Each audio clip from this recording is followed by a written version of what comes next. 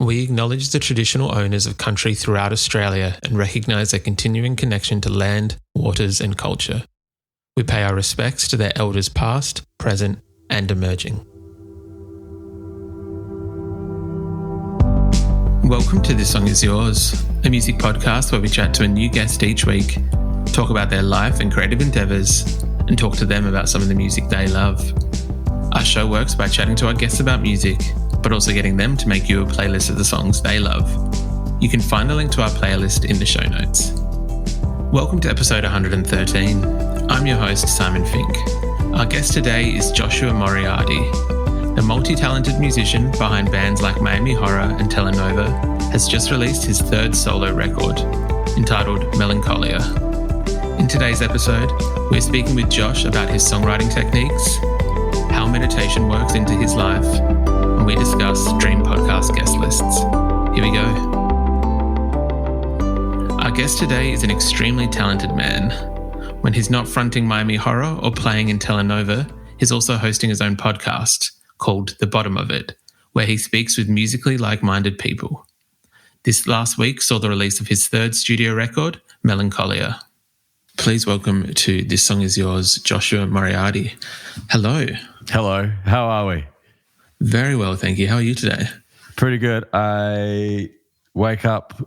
I've only just really woken up, but I had a cold shower, so that helps. It really fucking does the job, eh? Kind of, yeah. Recommended. It's not brash, but it's definitely like a way to do it, like wake up the quickest in it. Yes, definitely. You enjoy the hot part at the start, and then right at the end, just, I like to brush my teeth in the shower. It's usually during the teeth brushing in the morning. That's when the cold comes on. And then, because I do a meditation in the morning, but sometimes I'll fall asleep. So I remember listening to that guy, John Kabat-Zinn. He's like the meditation guru king. And he was saying, if that's happening, have a cold shower and then you probably won't fall asleep. And let me tell you, I did not. No, that's very fair. That's kind of cool. Do you find... do you meditate mostly in the morning? I try and do 2 a day.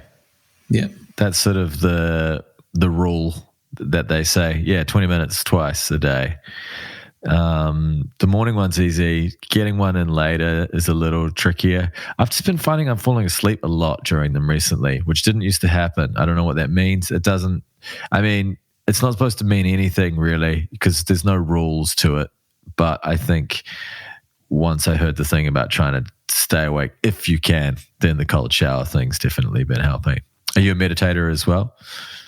I've been trying to lately. Been trying to get like the 20 minutes in at the end of the day, but then I find, as you said, like I just fall asleep and then I feel like I've cheated my way out of a meditation. I haven't really done the job, have I? I think they say there's no rule. Like if you fall asleep, then that's just what happens. Like there's no expectation supposed to be put on it whatsoever. There's no good, bad, right or wrong, as long as you set the 20 minutes aside. And my one's like a mantra based one. So as long as you're saying your mantra and just, that's it. So it's kind of nice at the end of the day anyway, don't you find? Like kind of a wind down way to sort of shut the brain off before you go to bed. Well, try not shut the brain off, just like try and, just ease a few of the racing thoughts. That's honestly what kind of got me inspired was like if I can clear the mental desk even slightly, and I'm trying to do it right. Yeah, good. What's the sort of meditation you're doing? If you do an app, is it like Headspace or something like that, or what? It is Headspace, yeah. I like to call it bald Headspace because that guy's got such a giant noggin. But he's really lovely. He's got a good energy, that guy, doesn't he? It's just Andy. Such a lovely demeanor. Yeah, he does. Yeah, that's kind of where I started. Was with Headspace, and then went and saw a proper like Vedic meditation teacher after sort of a few years of doing Headspace. It's a really great place to start. Do you find that meditation, I guess, does meditation play a role within your music in how you kind of approach your music, if that makes sense. No, not at all. It has nothing to do with that for me. Nah, it's sort of just like the meditation thing's just the world tells you that it makes you feel better, and it's sort of like a global consensus that it's good for you. So I've just been doing it for that reason. I think if I didn't do it, I'd feel worse. I don't feel like amazingly different from doing it, but I definitely notice if I skip it for a while, I start to get a little more irritable. But other than that, there's not really much more to it. It's just like, I don't know, taking a really mild Panadol or something, it doesn't, I don't think it really affects. Yeah. I didn't meditate for years. The way I write and approach music hasn't changed. So I think that's probably, Yeah. It's a separate entity from the music itself. Yeah, definitely. Yeah. No, that's very fair. We are talking today because your new record, the third studio record from yourself, Melancholia, is out now. Congratulations. Thank you. Wow, it's out. Okay, sure. There we go. I'm sensing a little bit of a theme because the previous record was Romantica. This one is Melancholia. What's next? Well, yeah, I'm trying to work out what's next and whether, there's a bit of a theme going here. Yeah, what ears are left if we've taken them into it's a it's K. It just has to end in an A, really, doesn't it? Yeah. Gosh, I have no idea. I feel like, no, it's true. You probably should do a trilogy, but it is the first one feels very different to the last than Melancholia and Romantica, so probably should do one more that's in the same world. I don't think it will be as the Melancholia one's a little bit depressing. Well, a little bit sad. So the next one won't be as sad, I don't think. I don't actually, maybe I'm lying. God damn it. I think as soon as I open my mouth and start singing, it ends up being a bit sad boy sometimes. Whereas Romantica was just mostly instrumental, so I didn't have to say anything sad. That's fair. I can appreciate that. Yeah. With the titles and some of they are gorgeous songs, by the way, on this new record. They're sonically just gorgeous. Thank you. I think as well, and we'll get into this in a little bit, but there's obviously these records under your own name. You are part of Telenova and Miami Horror, but there's something about the songwriting structure in these as well that are almost like a little bit romantic, like they're traditional in a way, but not. Yeah, I love that. I love that stuff so much. I love Frank Sinatra. I love Elvis. I love Scott Walker. All the crooners. That's such a huge part of what I really, really enjoy. I think I just, in my mind, I want to be not Elvis because he sort of got a bit more rockabilly or something, but yeah, basically just like Dean Martin or someone like that. So yeah, I think that's sort of going to permanently be in there from now on. I think a little earlier, like through my 20s, maybe I kind of was more obsessed with funk and Prince and stuff, which tied in with the Miami Horror thing. But I think as I've gotten older now, it's just like more, romantic, classic Piano Man style is what I really, really go for. Do you think that romantic kind of I want to say like appreciation, do you think that was always kind of there, but as a younger, like as you said, younger person, you're more interested in funk? Do you think it took a while to kind of like allow that persona out? Yeah, that's an interesting question. I've never really thought about it, but I suppose, I guess just maturing a little. And I guess also like my ears changing, the sort of sounds that I started to appreciate, or the sound I started to appreciate more. I think I always loved elegant, sort of beautiful music, but I also was more of a rock guy growing up as a teenager or something as well. So there's sort of different parts of your musical personality you need to get out of your system. But I think, yeah, just kind of as I've gotten older, I think it's also that music's just so, the composers like Henry Mancini and Les Baxter and Martin Denny, those are all the people that were influences on the Romantica one. There's a handful of these 50s composers. I mean, people know Henry Mancini and they know Ennio Morricone, but then there's a couple of other ones that are a little more, a little less well known. But yeah, I just got obsessed with listening to them, and they're so nice to put on at the background of every dinner party. Or I just found myself always putting it on because everyone was happy to hear it. It's like, wow, this is really lovely. What's this? Whereas other music that you'd put on, I don't know, it seemed like a unifying, beautiful sound of music that everyone could kind of relate to, and everyone has this nostalgic connection to this old world where things were just beautiful and everyone was in love and it was nice, and you had it like heartache, but it was, I don't know. It's like this romanticized idea of what a world. It's like when you really think about it, there was all sorts of dangerous, dodgy shit going on below the surface. There was intense racism, all of that. But like on paper, when you look at that time, it's like, wow, it looks so beautiful and charming. I think that's actually a really good point. I think that because sometimes like it might be generally classified, like some of those composers, as you said, dinner party music. And I feel like sometimes it gets a little bit of a bad rap, but it's universally usually enjoyed by those people. And it is maybe like a romanticized nostalgia of just, what was previously before us. Yeah, I just became obsessed with it, and it hasn't gone away for a really long time. And I guess it sort of weaves and changes and moves into some different directions. But yeah, it makes my heart feel warm and fuzzy. So I think that's why I'm still doing it. No, please continue to keep doing it. As I said, these songs they're great. I think as someone who, you do have your hand in many musical kind of pies, to not come up with a better word for it. And I think also as a producer,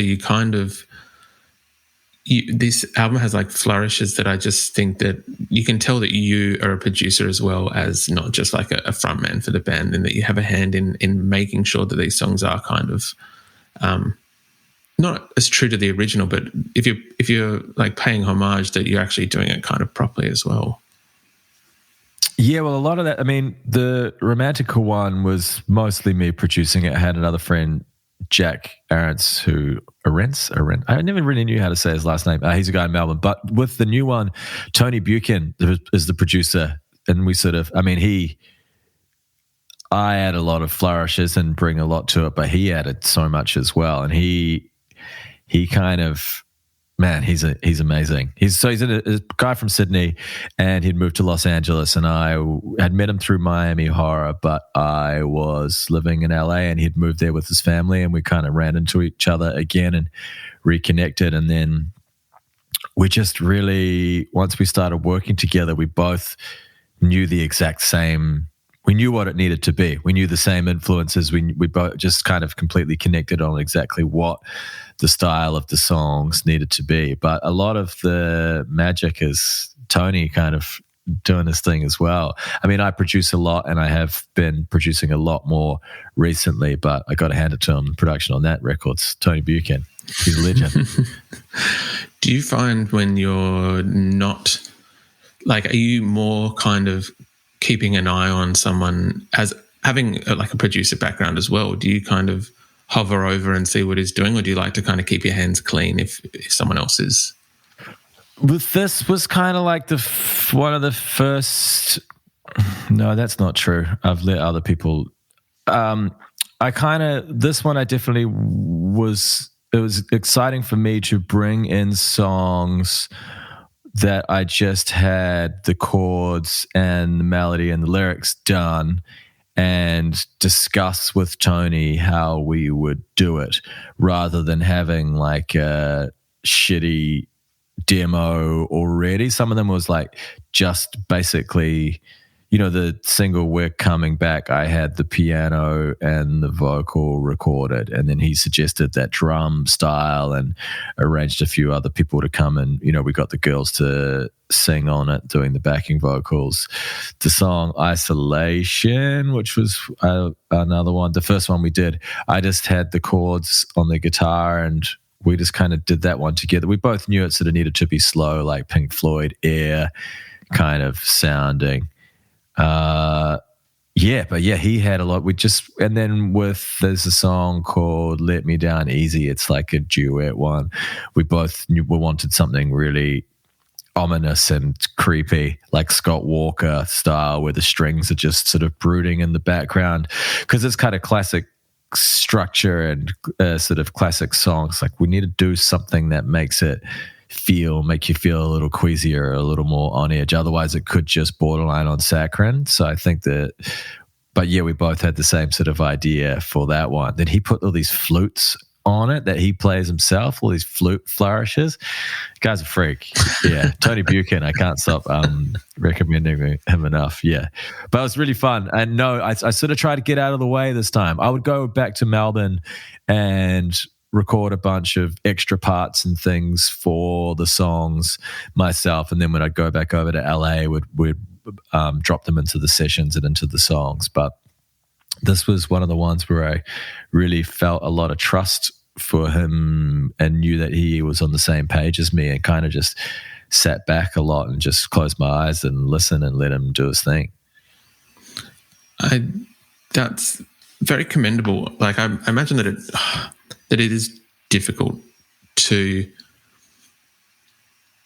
not, especially if he knows what he's doing and you've got that trust level already kind of built up. I imagine it's quite good, but sometimes having, maybe this is just me personally, having like a background in something, I would find it difficult to like just go on the ride fully and not be able to. You got to trust somebody, don't you? You definitely do. And I think there's a few times when maybe I'm was sensing something going in a direction maybe that I was like not entirely sure, but just let it go. I just sort of would let it go, and then I would usually both know the next day whether it was any good. But you've got to give the time for an idea to be tried. Otherwise, you just stifle everything and you'll never get anything done, right? It's a difficult balance trying to figure out how to actually, let things go. It might just be me. I might just have trust issues. That might be a thing I need to work on. No, Simon, we all have that for sure. Don't worry about it. It's not just you. But yeah, you gotta. Maybe you just haven't met anyone that you could properly trust yet. I do have a partner, and she's all right. That's a different story. That's a different podcast. As we mentioned, not just your own solo project, but there's Telenova, which came out with some music earlier this year, and Miami Horror as well. When you are sitting down to kind of write, or when you get inspired to write music, how do you approach, I guess, each singular project? Or is it that you just kind of write, and as you're writing, whichever project it might be applicable for presents itself as you're kind of going through it? Probably more that than anything else, but I also don't get inspired. I sort of talked about this a bit before. I think I was talking to my sister about it the other day, and a friend of ours like, I reckon I've been inspired. Maybe I get inspired once a year for the last 20 years, where you actually go, wow, I really feel like sitting at the piano. Something's brewing inside of me. I need to express myself. The rest of the time, it's just, you just got to do it. You just got to pick up an instrument, or you've got to play your piano, or you got to sit at the computer and experiment. It's more just it's the like turning up to work side of it that gets things done. The inspiration part is, I just don't really even believe in it that much. I think it's just more about, just getting your hands dirty is what works. But with Telenova, we get together 2 or 3 times a week, And usually we say today is new song day. Probably most days, actually, probably twice a weekend. We just press the button and go. So I don't usually have anything pre-prepared, but we know the sets of drum sounds that we like. I usually just play the piano and come up with some chords, and sometimes it's dog shit, and other times it's really, we all vibe it and it feels good. With the same, I guess, with my own stuff, a lot of it's sitting at the piano across 6 months of just randomly bits and pieces that have come into my head when I just feel like playing, or things that I've come up with on guitar or something on the computer. They do find homes. I think it's nice to have a few different projects so that you can choose which one belongs to which place. And there's a few that don't even have homes anymore. I had a rock band for years called All the Colors, but now all of my any sort of rock stuff has nowhere to go anymore. So I'm sort of rock constipated, but that's okay. It'll find its way out somewhere.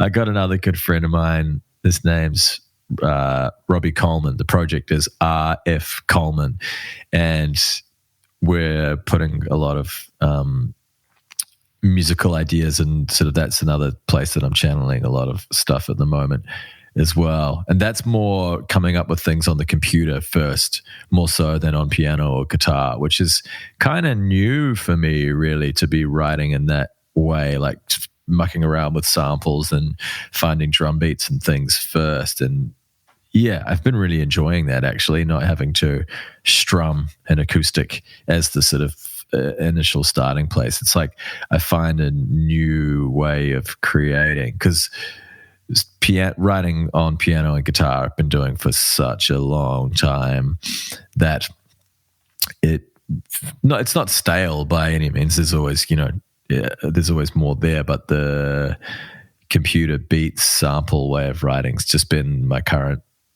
where a lot of my enjoyment's been coming from with making music recently.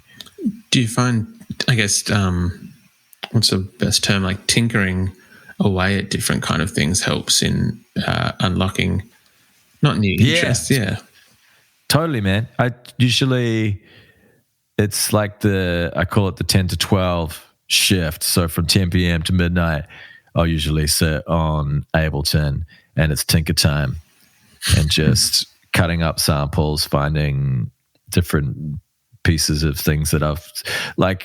It started with lockdown, when the first lockdown happened, because I had all this music that I'd like saved away in little folders, and I'd always kind of wanted to, I don't know, muck around like Avalanche style or something, just cutting up a bunch of different pieces, because I'd never really done that before.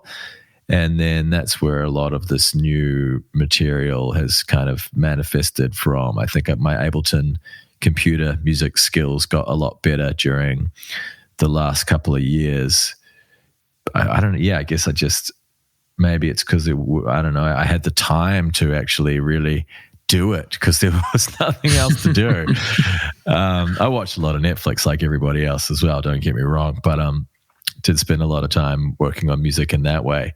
And yeah, the tinkering, it's just like maybe one night you tinker with 3 or 4 ideas and you get them 20% of an idea down, and then the next night I fire it up again and you're like, oh, that bit's actually pretty cool, that bit's a bit shitty, let's take that out, let's add this, spend half an hour on something, move on to the next one, and then by the end of a week you've got 4 or 5 more than half-baked ideas. They start to have some form, and then if one suits Telenova, then we'll get Ange and Ed to work on it with me. If the other one works for RF Coleman, the guy I've been working with, I get him to sing on it and just sort of piece them together that way.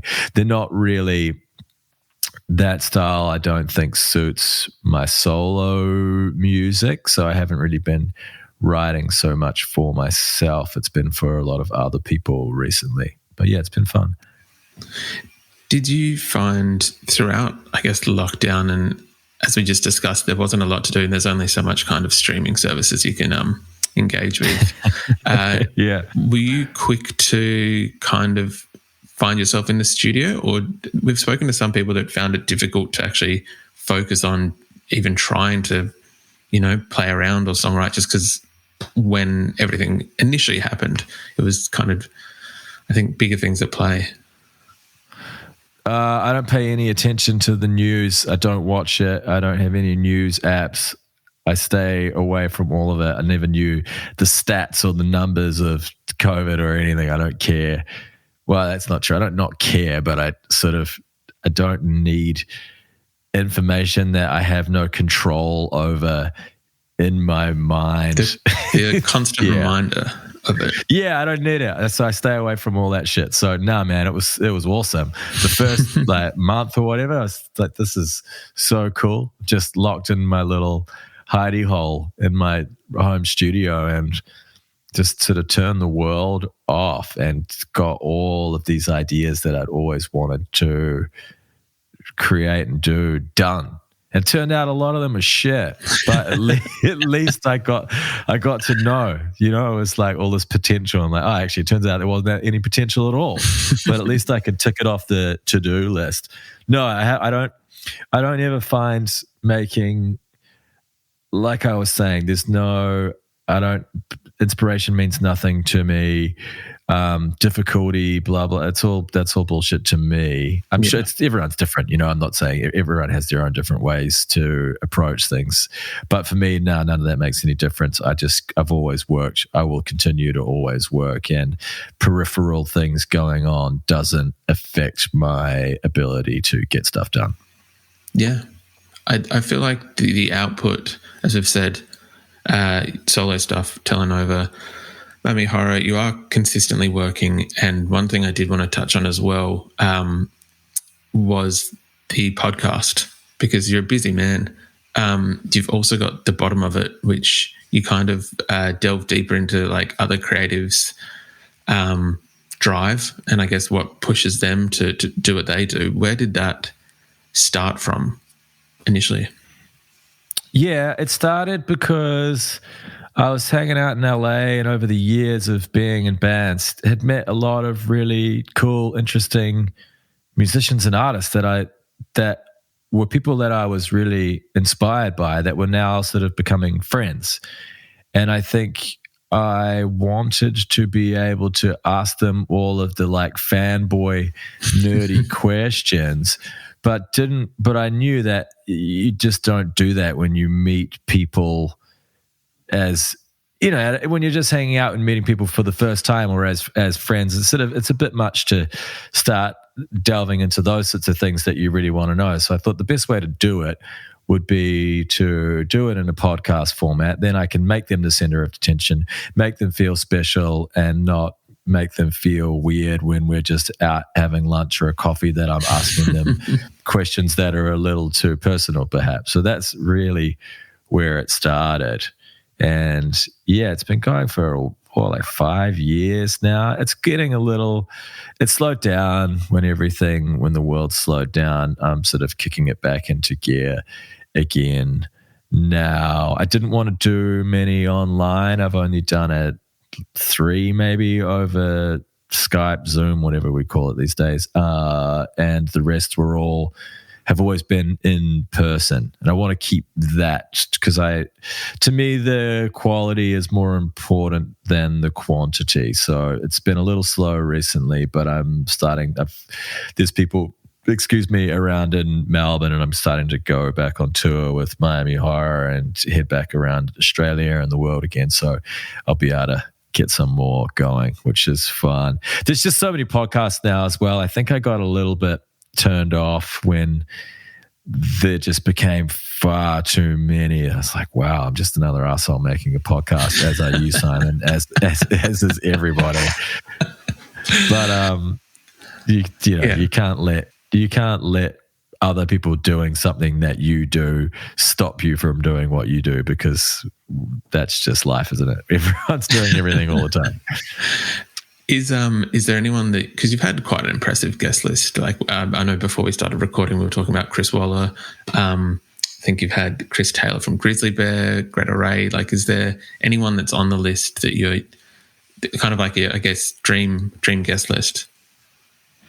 Oh, like who's still to come that I want to get? Yeah, like Yeah, there's a big list of people that are. Yeah. I know it's going to happen. I got to get Brett McKenzie from Flight of the Conchords. It's not going to be that difficult because his kids go to school with my cousin's kids in Wellington, and I'm from Wellington. It's it's just kind of easy because you're, hey, bro, you're in Wellington? Yeah, sweet. I'm sure I'll be able to make that one happen. So he's one who's on the list. I just haven't had a chance to sort of make it happen because I haven't been back to New Zealand for a few years now, obviously. Gosh, who else is on my list? I'm hopefully going to speak to Baker Boy soon, which would be fun. But it's not like he's dream guest. I think his music's really cool, but I haven't known him about his music for that long. It's not like a deeply personal someone that I've known for years and years. I mean, he's not No, I really want to speak to Wes Borland from Limp Bizkit, the guitar player.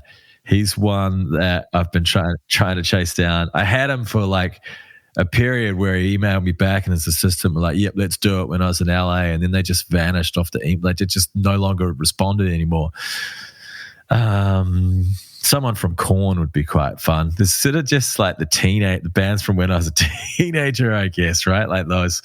And then that was a lot of new metal. Oh, Kim Thale from Soundgarden, guitar player. He's someone that I really, really want to get. I've been working on that recently, actually. That reminds me I need to chase up that email and see if I can get that one to happen. But yeah, there's heaps on the bucket list. How about you? Who do you really want to get? Oh gosh, Phoebe Bridgers would be a. I think would be quite interesting to chat to. I remember trying that quite a few years ago, and no response from anyone in her PR or management department. Similar results here, my friend. Similar results. Yeah. And look, I know it's slightly controversial. I think. John Mayer has like a very interesting mind and approach to his music, and in interviews, is an interesting conversationalist. So I think that would be an interesting. Why is it what's controversial about that? Am I missing something? I think he's just these days somewhat not a divisive figure, but I think some people look back on previous interviews that he did and think that he's a bit of an idiot. Why is he like a sexist, racist, or something? Is it like cancel-y? Like borderline, like fringe cancel-y. Yeah. Okay. Yeah. I don't really care about fringe cancel-y. I reckon I'm fucking fringe cancel-y probably. So I reckon everyone's fringe cancel-y, to be honest, and that's why it's like, come on, man. Like no one's fucking perfect. I actually just went back and deleted like every single one of my Facebook posts from the last 10 years because I was like, there's probably something French cancel there that I just couldn't be bothered dealing with. So I just thought, that like stupid joke I made in 2012. Not that I'm even famous enough for that to happen, but I was like, fuck it. I can't be bothered dealing with that. No, 100% though. These days, you now have to like really think about your history of anything that you've done, just in terms of yeah, exactly.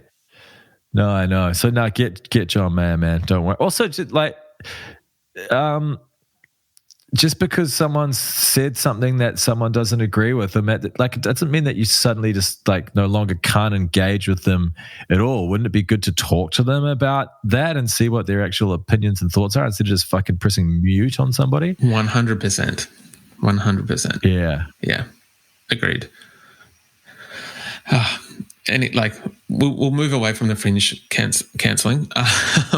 Josh, usually we would ask our guests what they're currently listening to. Is there anything that is kind of getting a thorough playing on your streaming service or record player, respectively? No record player. I have so many finals, but I haven't had a player for such a long time. I need to get it. I'm just looking through my iTunes now because I like to buy things on iTunes. Otherwise, it just gets lost in the Spotify sort of confusion realm. Okay, what have I got here?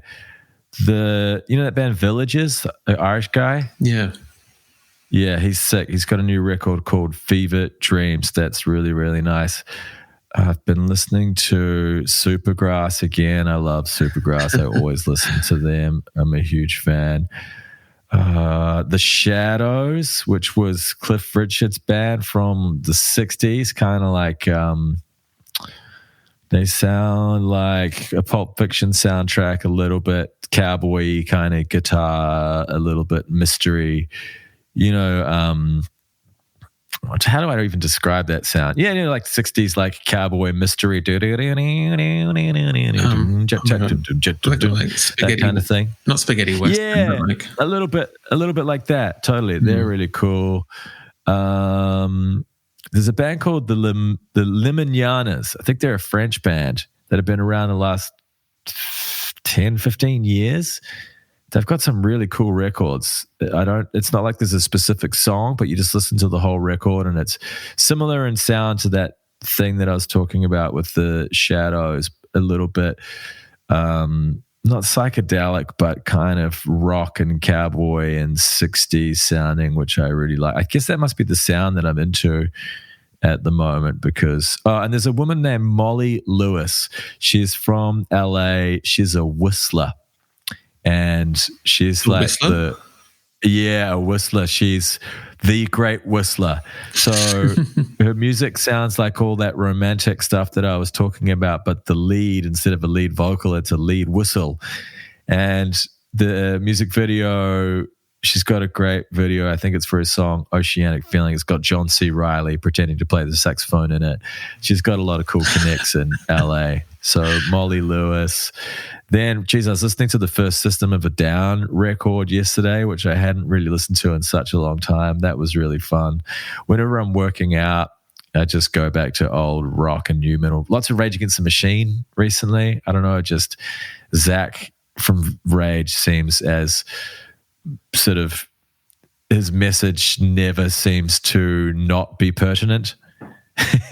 Yeah, and 100%. Yeah, listening again, I'm like, wow, man, you guys are just like, for me, I probably would say I think they are the greatest rock band of all time. I think they shit on Zeppelin for the fact that the message is so pure and strong. Zach is so forceful and completely I love Robert Plant, don't get me wrong, but it's baby, oh. Like sometimes just fucking shut up, stop saying baby, but Sleep Now in the Fire and Testify and things that they kind of fucking get you so amped, don't they? 100%. I think that, I'm just echoing what you've said at this point, but like the message is, it's just there and it's never waned. It's never kind of faltered.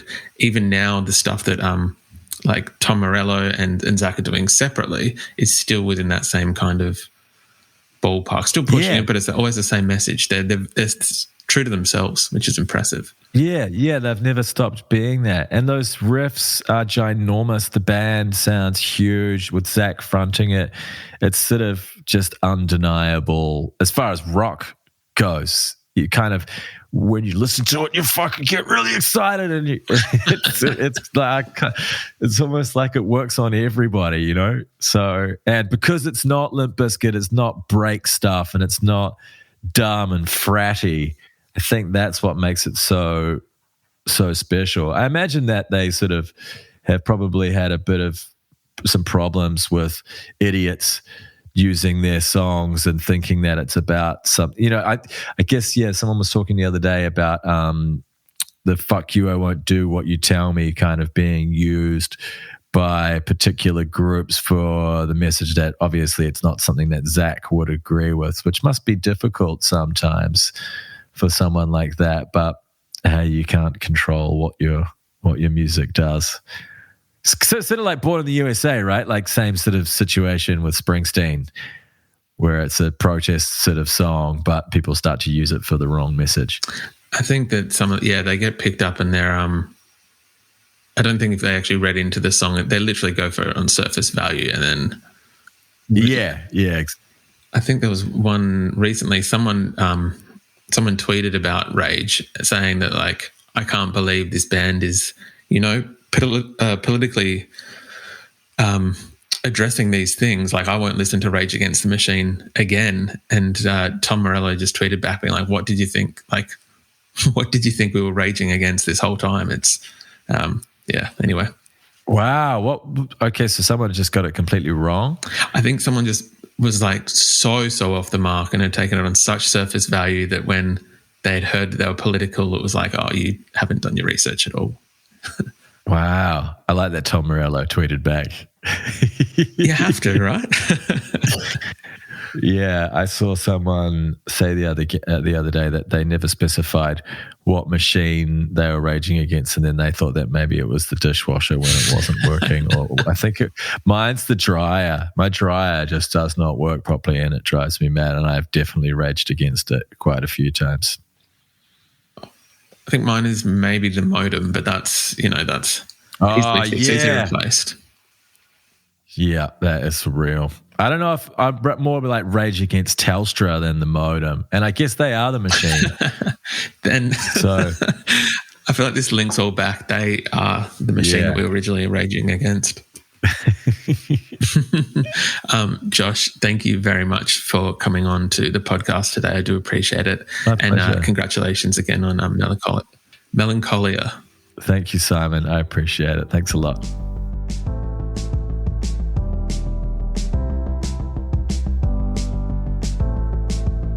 And that's our show. A massive thank you to Joshua Moriarty for his time. Melancholia is out now, and we've left links in the show notes if you'd like to stream the record or buy tickets to the record launch. We also want to give a huge shout out to Alyse at Aanthologies for helping out with today's interview. You can find a link to our Spotify playlist in the show notes, where you'll be able to listen to all of our guests' picks. If you like this show, please subscribe wherever you get your pods and stay up to date when new episodes are released. We release new shows each Thursday and Friday morning, with guest playlists streaming on Spotify at the same time. You can follow the playlist profile on Spotify, and you can follow us on Instagram, Facebook, and TikTok. Until next week, cheers.